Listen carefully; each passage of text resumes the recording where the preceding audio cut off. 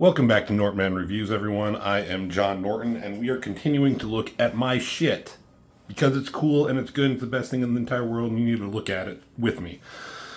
This is Bliss, number 2. I looked at my first issue, talked a little bit about that, my thoughts about my process of making it and what I was trying to go for and what I feel I succeeded and failed and all the things in between. We're going to continue that on. I got 5 issues of the first miniseries, which is kind of an origin storyline.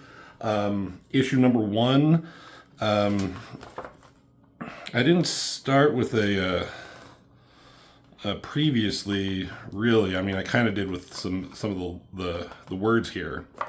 But in the previous issue, the main character Bliss here, she's this woman. She wakes up in a diner by herself, and she doesn't know what's going on, and she doesn't have any memory of who she is, where she came from, how she got there, anything. And she discovered some things about her really quick.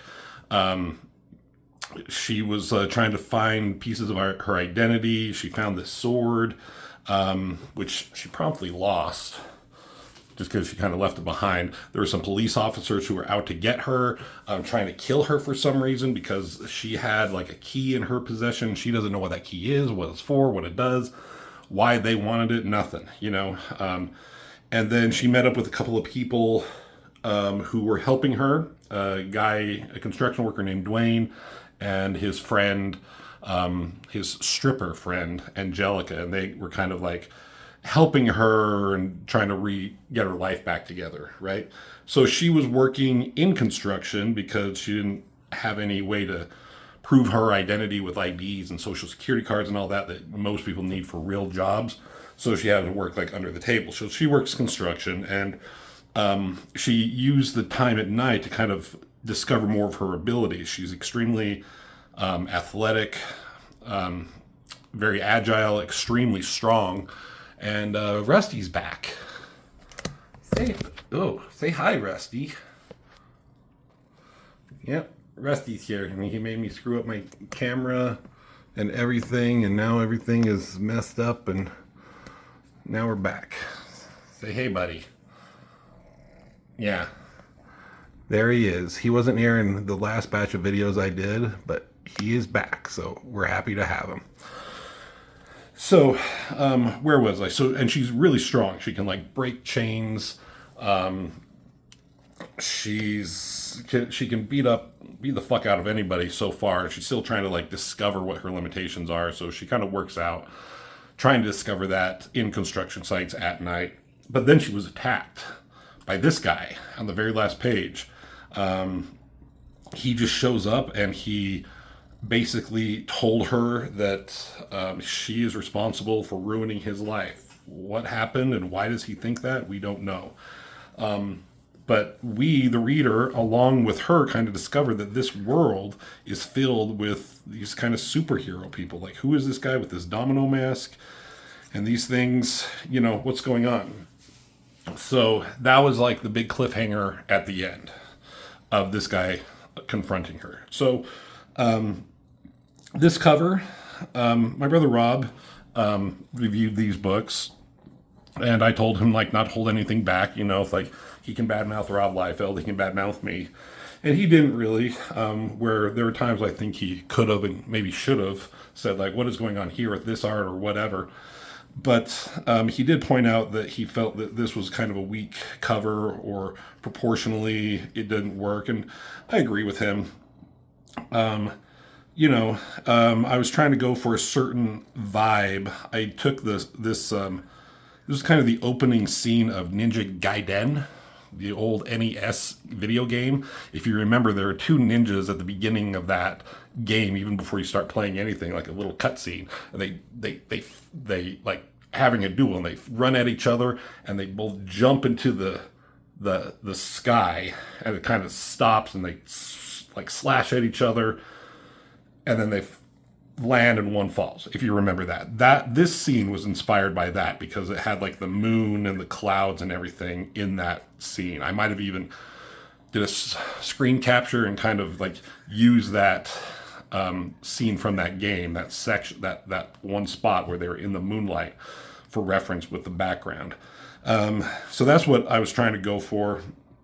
And yeah, like her twisting like that, and his legs here, maybe, and his arms up here. I could probably do it better now, and maybe I should redraw this just to see how it is, see how far I've come. But this was years and years ago. Like I explained in my last, yeah, Rusty, you got your feet here, your little paws. Like I explained in my last video, it takes a lot of effort to do your own comic book. Like each issue of these took me about 1 full year to complete. A 24-page comic, drawing, inking, lettering, putting it together, finding the time to do it while you're working a full-time job and having a life outside of just comics and stuff. When you have a girlfriend, full-time girlfriend, you're living with her, and then you have friends and you have other things, and you're working at night. And I was working graveyard shifts, and I could only really work on it at work.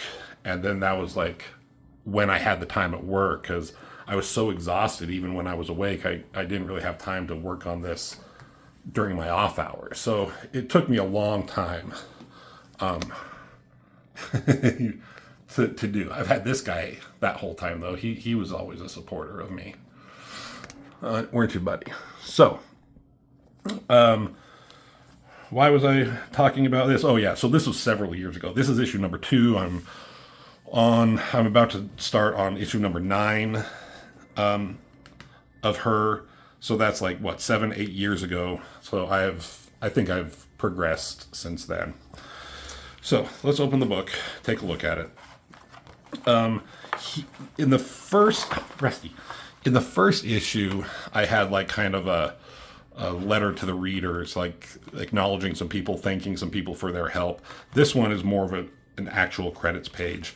I put something up here. I think I got this from like old Marvel comics, where it kind of just gives a brief rundown of what like the character book is.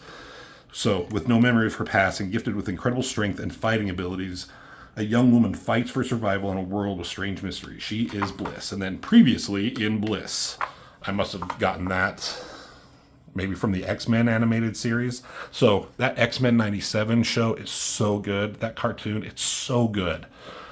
Like at this point, like they've only released the 5 episodes. Episode 5, Remember It, where they're on Genosha and all the shit with Gambit and Rogue, and that was so good. Like I've watched it so many times, and it got me like emotional. That's X-Men. We'll talk about that later. I'll probably talk about it when I look through some X-Men books. But previously in Bliss, and then I just kind of give a brief rundown of what happened in that issue. There's my logo. It was inspired by Danger Girl, the Danger Girl logo. So yeah, creator, writer, penciler, inker, letterer. My friend Jesse Roundy, he did the colors on this, because I'm not a very good colorist at all. He's very good at coloring.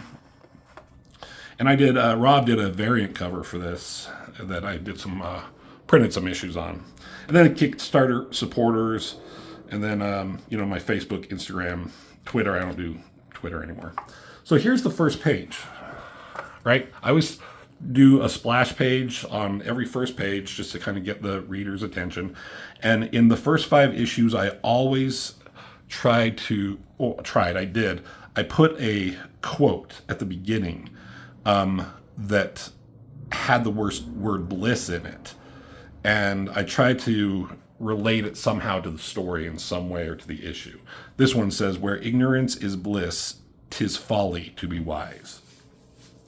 So then you got like these 2 guys, and they're jumping, flying throughout the city, at night. And there's a guy kind of narrating off page somewhere. And it's this guy.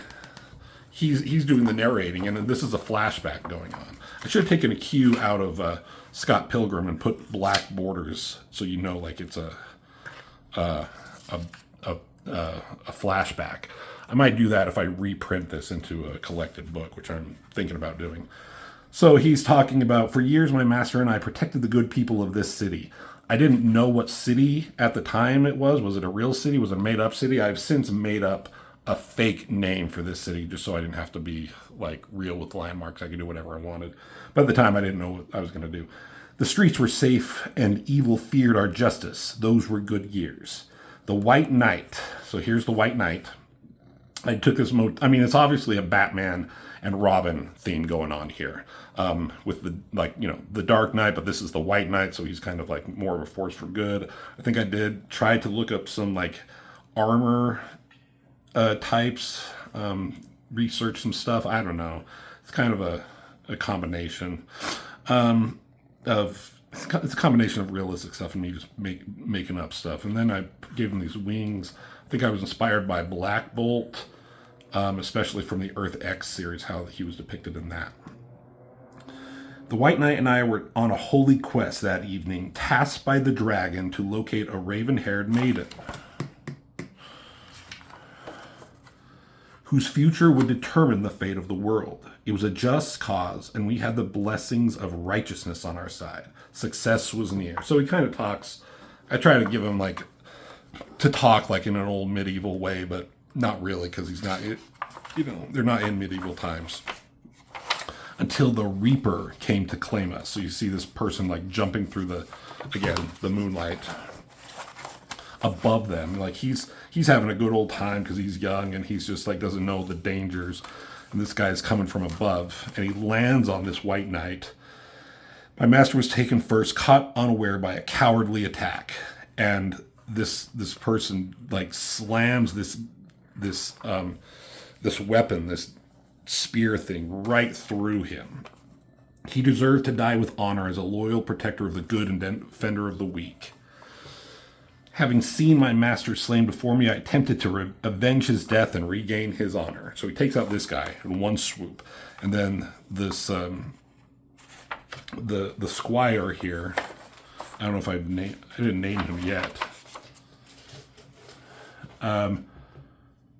Yeah, right, I did. I was known as the Red Squire, but at that moment I should have been called the Red Fool. Rusty, you're messing with all my other stuff up there, buddy. That cat, you know what I mean? So he's like, wants to come at him to avenge, but like the guy just swipes at him, hits him across the mouth, gives him this scar. For reasons unknown, I was allowed to live, but also robbed of my honor. With my master dead and my honor lost, I knew that death had claimed me that night, for the Dragon Reaper had come. So this person turns, and you see the Dragon Reaper is what this person is called, with this like creepy fucking mask. This shot I again referenced from a Ninja Gaiden game, but that was Ninja Gaiden 2. That was the villain in that game. I don't remember who that was, but at the beginning, the opening of that game, that villain's with like the cape and everything. I think I might have like changed the head here, but I basically like used reference from that video game for this image right here. So I used Ninja Gaiden 1 and 2 already in this book. In the first book, I talked a lot where characters would say, "Don't let the Reaper get you," or you look like the Reaper's, you had a night fighting the Reaper, kind of like this weird urban myth. And what I was trying to do was like this Reaper, the Dragon Reaper as they're called, it was known and feared not just by like superhero community, but by people in general. Like they were just kind of scared of this, whoever this person is, right? I wish I was able to establish that a little bit more. And it's kind of a concept that I didn't really ultimately like dig into as much as I probably could have. He swipes him across the face right here on his right side. If I was staying in continuity, I should have given him a scar when he's older, but I didn't. So here he's young, but here he's old. So now we go back to present day. And this double page spread I'm quite proud of. Making sure this is in the shot. Rusty messed up my camera. Hold on. Sorry, I'm back. Fix the camera. So I'm quite impressed with this double page. Like this is like, you could, if I were to able to sell these pages, like I think that would be a cool image. That would be kind of a cool image. I really like this figure. I know I did some research, found some like gymnasts and stuff with like someone backflipping, so I got reference for that. That I could probably do better on. It's kind of a basic pose of him throwing these weird batarang things, and I definitely did some reference for the background, this big excavator. So they're on the job site. Page got cut off a little bit in printing there. But here he's older. You know, he's young here, so you know some time has passed that this has happened. He's probably, you know, young Robin age, like teenage, like late teenage here, and now he's probably in his 30s at this point. You know, maybe late 30s, so it's just like 20 years. I didn't really do the math because he's got some like gray in his hair. And he's all stubbly. And part of it is like he's older, but part of it is just like his life went to shit. And he's just like, you know, let himself go. I mean, he's not fat or anything, but like he's just, you know, he's seen his age is showing. So she backflips and lands, and she's like, what the fuck is going on? He's like, are you crazy? And he's like, I'm not crazy. I'm sound mind and burdened with focus. So he's like, he wandered the land for years, lost in both body and spirit. And so he talks about here, as young as I was it not surprising that I would bend the knee to a new master, one who gave my life new meaning. So he lost his, you know, it's like a squire and knight relationship, but the knight, his master, is dead. So he kind of like found someone else to like follow. And then he talks about, I know it was you that we were sent to find that night several years ago, the raven-haired maiden, destined to bring light to the shadow that shrouds the world. In the last one, I talked about using the word shadow and some of like the villains that I had envisioned and that might come up ultimately down the line. And that's kind of a foreshadowing. So she's like, okay, dude, have you considered that you might be crazy? He's like, once I was charged with your safety, but now only through your death will I know peace and rise to the rank of Red Knight. So he's a Red Squire. He wants to become a knight, White Knight. He wants to become the Red Knight. So he does some, I try to do good action scenes. I hate it. I've talked about this in several of my videos. Rusty's down here batting shit around on the ground if you hear stuff in the background. Anyways, I've talked in videos where in comics, especially some X-Men comics, they talk about like so-and-so versus so-and-so, you know, but like the fight is very brief. It's not very exciting. A lot of words and whatever. I try and actually have like a cool fight, some cool action. So he comes at her swinging. He swings with the right, swings with the left with these like kind of, not batons. I forget what they're called. I mean, Nightwing in DC has these kind of, these sticks, especially in the Arkham game. So that's what I was kind of going for. Swings right, swings down left. She's dodges, and then she catches the other one. And so I like to put quotes from movies, whether intentionally she's doing it or just, you know, like the characters are intentionally quoting the movies, or it's just something funny I'm throwing in as a gag and Easter egg. So she says, a Jose Canseco bat? Tell me, you didn't pay money for this. So she definitely like, yeah, she didn't just say that. She was referencing the movie. You know, so that's what happened with Raphael fighting Casey Jones. He was swinging at Raphael, swing, miss, and then he catches it. And then Raphael says this same line. Then Casey Jones hits him. He presses the button, and it kind of like sends like this electricity through and kind of shocks her and hurts her.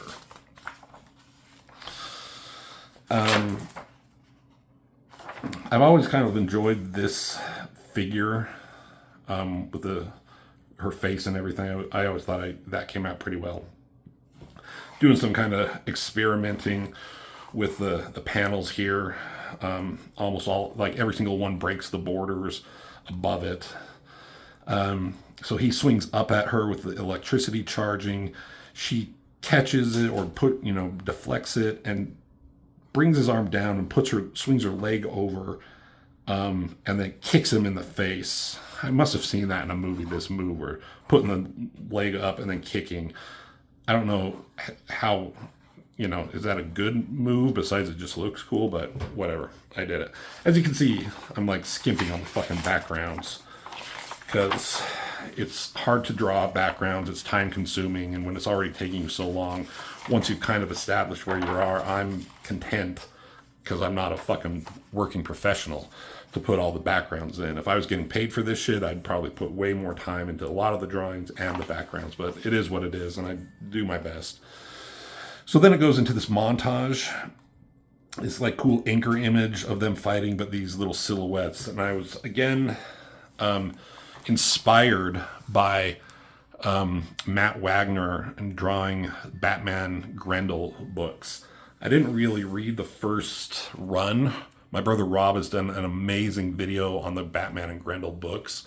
So go to his channel and like check those out. It's such a good story. I want to read it. But there's a scene in there where Batman and Grendel were fighting, and Matt Wagner took the time to draw all these little tiny panels of them doing this like really epic battle. This does not compare in that way to that book in one way, shape, or form. But I was kind of inspired to do a bunch of little things, and it was easier just to do them in all silhouettes. So punch, hits her again, kicks, fighting, knees her in the face, backhands him, kicks him there, swipes, and she jumps away. He's kicking, like does a foot sweep. She jumps and like puts her legs around his head there and catches him and swings her head down, doing a hurricanrana thing from wrestling. Lita from WWE back in the day, if any wrestling fans know that, that's kind of what I was going for there. So she brings him to the ground after this cool fight. And they're struggling there. She's got him in an armbar or an arm lock, and kind of gets him down more on the ground. He's like, "This will not save you. My faith is pure and our covenant strong." So while she's like struggling, she sees this tattoo on his arm here. That's his bicep, right? On the arm that she has. And I established this symbol a little bit. I wish I had done it a bit more in the first comic, but people who have this tattoo are no good. They're bad guys. The police who were trying to kill her, they had this tattoo. So she sees this, and something snaps in her. I mean, she snaps his fucking arm right there. And I feel like I didn't need the sound effect snap. I feel you get it. I don't know. Would a big sound effect right there put more weight into that? I don't know. So he says, "You'll pay for that, wench." And she says, "Wench? Who talks like that?" So his left arm's all messed up. He grabs something out of his bat belt and throws 3 of these with his right arm. Pretty impressive. He says, "I will not be denied." She quickly, with all this wood and whatever on the ground, she kicks ones up, and it all comes pegging into each other. And she says, "Whoa, I took that." That's kind of a homage to Raising Arizona with Nicolas Cage as Hy McDonough, and he was fighting the bad guy at the end, and he had some kind of piece of wood, and the bad guy threw a knife and it went right through it. He's like, "Whoa," so that's kind of where that came from. So while she has opportunities, she runs forward, punches him in the stomach right there, grabs another piece of wood, mirror or whatever, puts it behind his head, and just brings the wood down and brings her fucking knee up. Try to put a lot of action lines in to feel the power of that. That had to have hurt. Kind of like that face. Real screamer she is. And this I took from Big Trouble in Little China. Towards the beginning when the 2 gangs were fighting, where Jack and Wang were in the truck watching all this happen. It's right when you first meet the 3 storms and Lopan, but these 2 gangs are fighting, and one of the guys does this in that fight, which was always awesome. So she kind of beats him down. She's still learning. Doesn't know all she can do, but she's still fucking badass and beat this fucker. And I kind of like these 3 panels. They could be separate, but they could be one, kind of like how that came out. So she's like, "You ready to give up?" And then here's her buddy Dwayne from one of the guys who was helping her friend, construction guy. And he's like, "Hey, what's going on?" He doesn't know what's happening. She's like, "What are you doing here?" He's like, "I just want to check on you, maybe join you in your workout." And the Red Squire's like, "You fool." And he throws this bomb, and you can see There's 5 seconds ticking on it. And it goes bouncing down there. It's like, what the?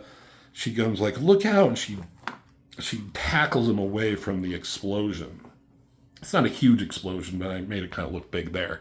One of my buddies says like, oh, I was reminded of, what was it, The Incredible Hulk, when Bruce Banner, his origin, you know, he like pushed Rick Jones out of the blast of a gamma bomb or something, and that was the Hulk's origin. And he was like reminded of that.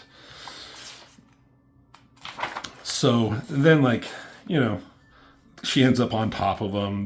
They're kind of like, I don't know. I start to do like a little flirty thing between them. This wasn't. She's not like trying to like, hey, sexy, I'm gonna like rag you right here. She's just kind of on him. She says, "You okay?" And what the hell's going on? He says. So Red Squire in the background, still try to stay in continuity using his right arm because his left one's kind of messed up. He's jumping into the air, shooting a grappling hook thing, and he lands up high. And he's like, "You may have bested me, but I will stop at nothing." Like this, his hand here doesn't seem like it's connected properly here. Like it's somebody else's fist, but he's like shaking his fist at her. "Even if it means the death of you and everyone you hold dear, I will prevail over you. I shall return." So he swings away. She says like, "Boy, that guy sure likes to monologue." And he still has no idea what's going on. So then it cuts to, you know, you see this, like a superhero attacked you. And now it cuts to later at their apartment. Here's her friend Angelica, her stripper friend that, you know, she's a stripper. And Dwayne, and he's helping like put some bandages on. She's cut there. She's bruised. She's hurting. She's not having a good time. And she's like, "Yeah, he wore a mask and everything." You know, they're talking about like, I was just fucking attacked by a superhero. That's not normal. And they're like, "Which one? Which one what? Which superhero attacked you?" She's like, "I don't know. Read something or other. I can't remember. I didn't even know superheroes existed." Like, again, she doesn't have a lot of memories of what's going on, so she doesn't know the state of the world. He's like, "Oh, yeah, they're like, superheroes exist. They're just not around much anymore." She's like, "How come I never heard of them?" He talks like, "I don't know, like how often do people like refer to Nazis?" It just isn't brought up in casual conversation. It's just like no one's intentionally trying to keep her in the dark about superheroes. It's just like, you know, it doesn't come up. It's just like common knowledge. So he's like, "Perfect. What happened to them?" "Who? The Nazis? No, dummy, superheroes." I try to put like just some levity into their conversations, how people would talk in normal conversations. Brian Michael Bendis is good at doing that. And I don't want to put a lot of like exposition boxes. I just want like the words and the conversations that tell the story. "So what happened to the superheroes? Why aren't they around as much?" She's like, "Who knows? Some retired, some were killed, some just disappeared after the U-War." And she says, "What the hell's the U-War?" She's like pulling her hair. She's like, all these fucking words don't make sense. She's like, "You know what? Doesn't even matter. I don't even care. I don't care what the U-War is. Sounds like something out of a bad comic book."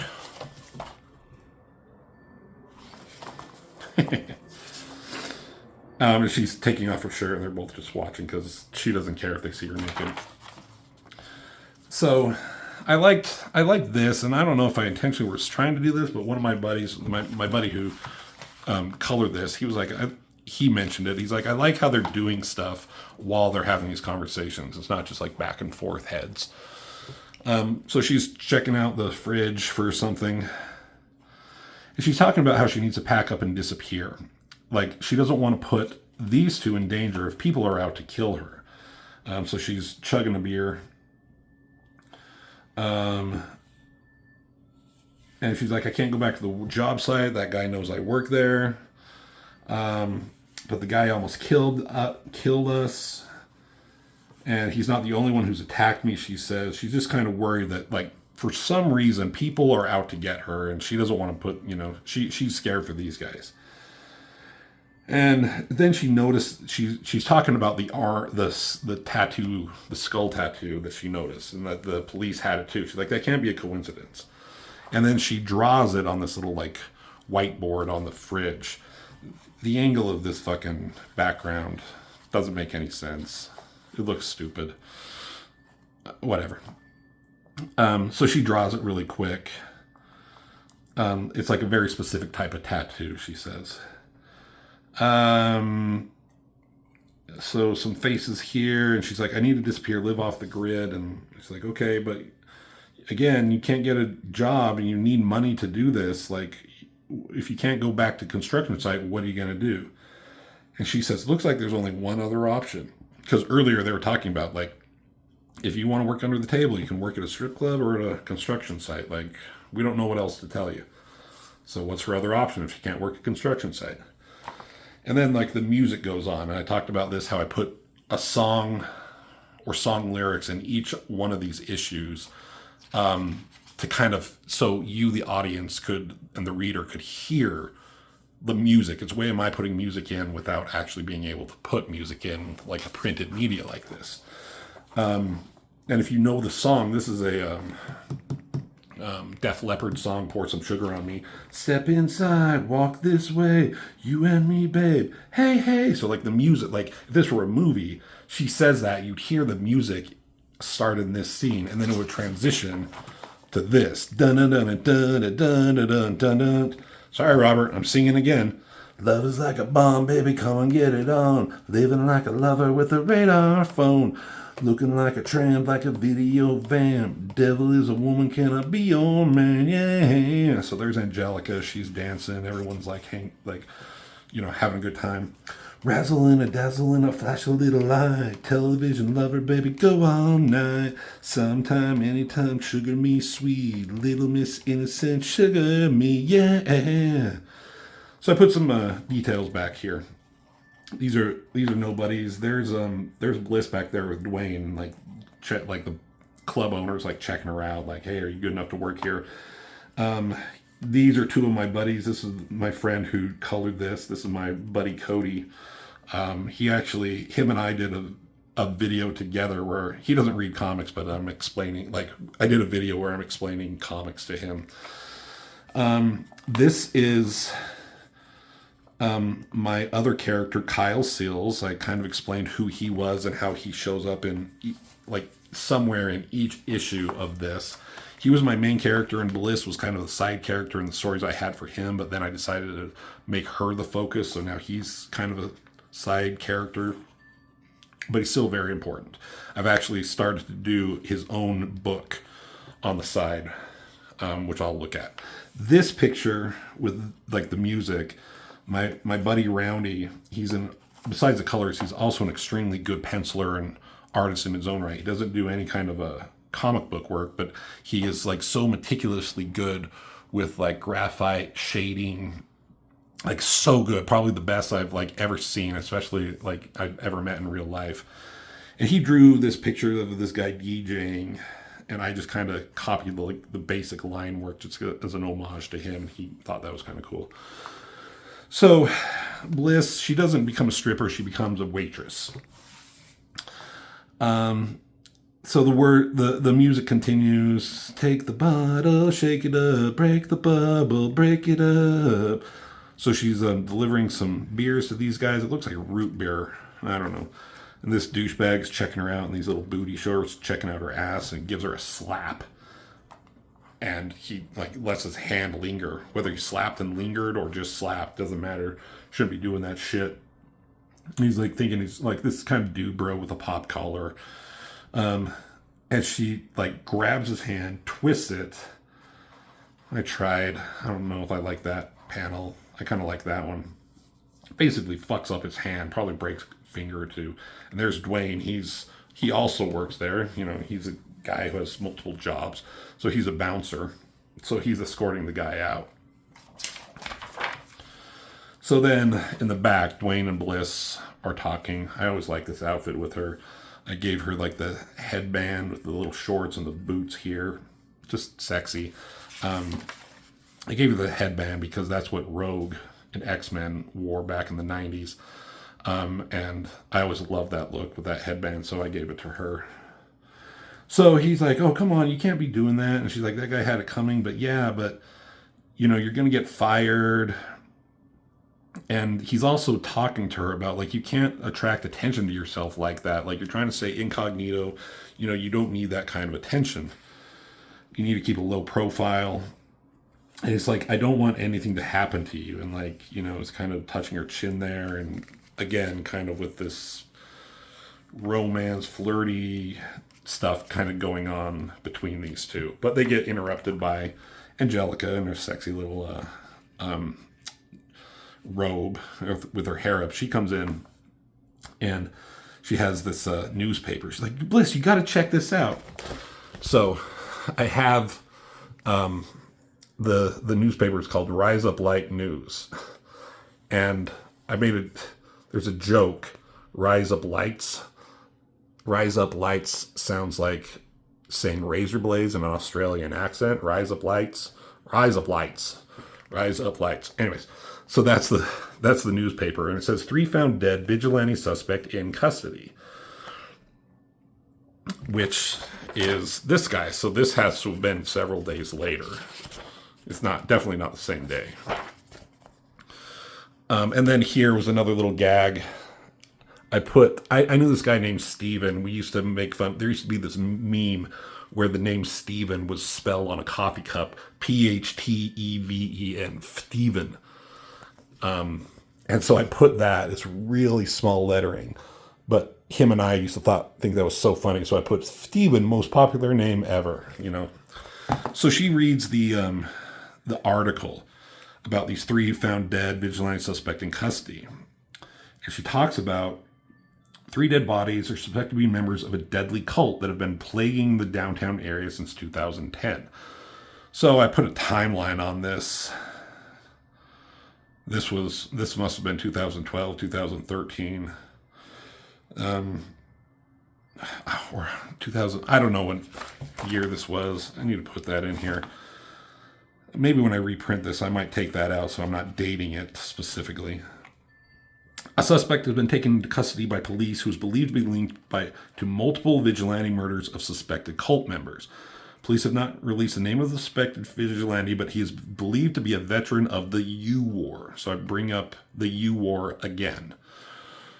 And she's like, okay, cool. What does this have to do with anything? And they're like, look close at the picture. So she looks a little bit closer, and this dead body has the skull tattoo that she had, that these guys had, and she had drawn there, right?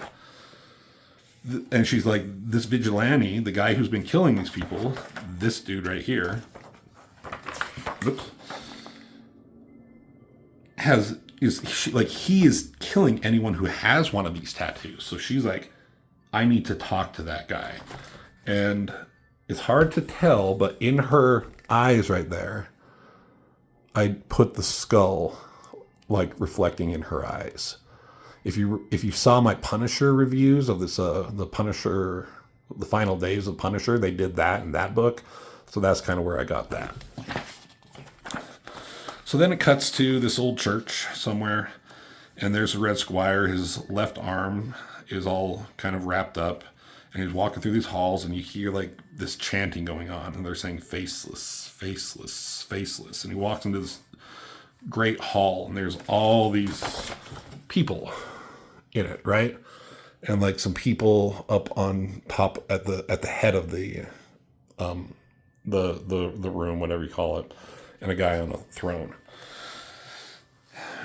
And like the chanting faceless, like all these guys are chanting faceless, and this guy comes up, he's bald here. His hand out reaches, and it's like, money cannot buy the honor that you have earned tonight. I swiped that right out of, again, Teenage Mutant Ninja Turtles. Shredder said that to one of the Foot Clan. And he puts his hand on and like kind of flashes, and the smoke comes up, and he says, now rise and join the ranks as one of death's faceless. So now this guy has this skull tattoo on his face. Like this guy just put his hand on, and the tattoo just appeared.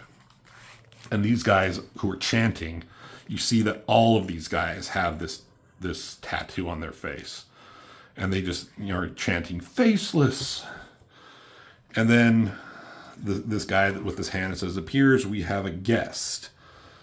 You return to a squire empty-handed, I see. And so the squire, he says, yes, the girl was stronger. I was unable to overcome her might. And he asks, what about the key? That's what the cops were after in the first issue. And he's like, it remains hidden. He's like, but send me, I won't fail a second time. So he's like, his face is covered here.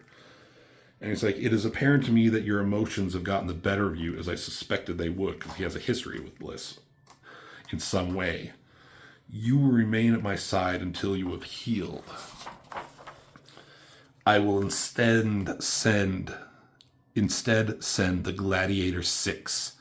They will bring me the woman. So you got these like 6 figures here, and they're all in like gladiator garb.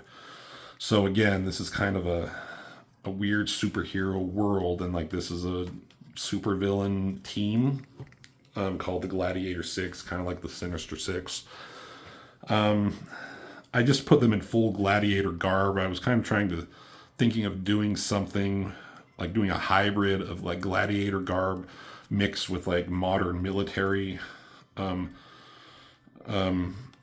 designs, but that was just way too much work, and I didn't have the patience to. I'm no good at design, so I just kind of had to like Google some like gladiator like outfits and stuff, and so that's what I came up with, and that's how it ends. To be continued. So she fought the Red Squire here, but now like the Gladiator 6, that's the next like challenge she has to face, and like who's this big main villain here in the robe. I like this guy sitting there. Yeah, I just like all these drawings here. And there we go. And then we got, next issue, Bliss number 3. I already had the cover done, the pencils and stuff, and she's going to meet the guy in jail who's in custody, and that's this guy here. This main guy. His name is Kyle Seals. And but at this point, we don't know who he is, that whose allegiance he has or whatever, and it's just like this kind of creepy. Like she has to see this guy in prison. So that's issue number 2.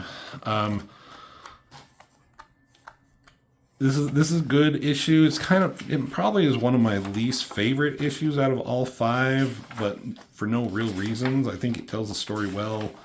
Things I could do better, definitely with some backgrounds. I think I had the overall idea, but I didn't like write out the complete storyline, all 5 issues at once. And it was originally supposed to be 4 issues, but I had to extend it to 5. And I think along the way, since each issue took me a year to do, some of like my story points changed and like evolved through the thing. So there's some things like I do towards the end that I wish I would have set up a little bit more in the beginning, and some things that I set up in the beginning that I kind of trail off and don't really like look at towards the end. But that's what you do when you're doing it by yourself. Like you do your best, and you just hope like things come out. And like for all you out there who are trying to make your own comic, just start doing it. Like Google how to do certain things. Like I figured out how to do the lettering. I knew how to draw, but how to letter, how to like make pages look nice and crisp and clean. Join Facebook groups for like ideas and thoughts. And just like I was able to research lettering software and download that. I figured out how to print, and I just printed some on my own. I did I did a Kickstarter for this one. I got some supporters for that, but I did a much smaller print run. I did 250 copies of this. But after that, I just like would print these in batches of 25 and sell them to whoever wanted them. And at conventions, I wasn't really trying to sell them to like a wide audience nationwide. That would be great. That's something I'm still trying to figure out how to crack that code. I've been rambling on for almost 45 minutes, so I'm going to stop here. There's more I want to talk about these issues, and I probably will in the weeks coming as I go through all the first 5 issues. And then I might do the others, but I might put those off a little bit. So thank you for watching. I really enjoy talking about my own stuff. I know that, if it doesn't say X-Men or Avengers or have like hot naked women on the cover, a lot of people won't watch these videos. So if you have watched this video, listen to it, I thank you so much. I find it kind of fun to hear people and their process for these books. And I like when one person like myself is doing everything. You get more, I don't know, get more heart into it as opposed to a team of a writer and an inker and a penciler and a letterer, and like, oh yeah, our whole team will do a book. Yeah, like, well, the one person or the one or two people doing it, I kind of like a little bit more. So, but that's just me. Again, thank you. Hit the like button. Subscribe if you watch this long. And thank you for watching. And as always, I will see you in the next video.